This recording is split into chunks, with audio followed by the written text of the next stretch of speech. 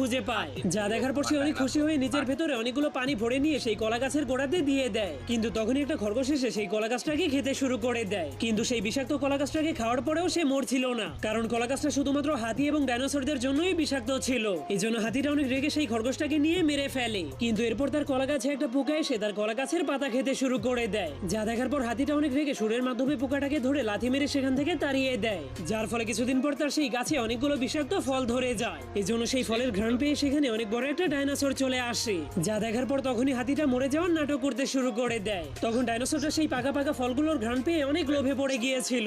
এই জন্য হাতিটা তার একটা চোখ খুলে দেখতে শুরু করে সেই ডাইনোসরটা কি করছে। তখন ডাইনোসর নিজের লোভ সামলাতে না পেরে সেই পুরো গাছটাকেই খেয়ে ফেলে, যা দেখার পর হাতিটা অনেক খুশি হয়ে জলদি করে দাঁড়িয়ে পড়ে। তখন ডাইনোসর অল্প একটু হাঁটার পরেই হঠাৎ করে মরে পড়ে যায়, যা দেখার পর হাতিটা অনেক খুশি হয়ে ডাইনোসরটাকে টেনে টেনে তার ঘরের মধ্যে নিয়ে যায়। এরপর ডাইনোসরের সবগুলো মাংস খাওয়া শেষ হলেই তার কঙ্কালটাকে বাহিরে নিয়ে ফেলে দেয়।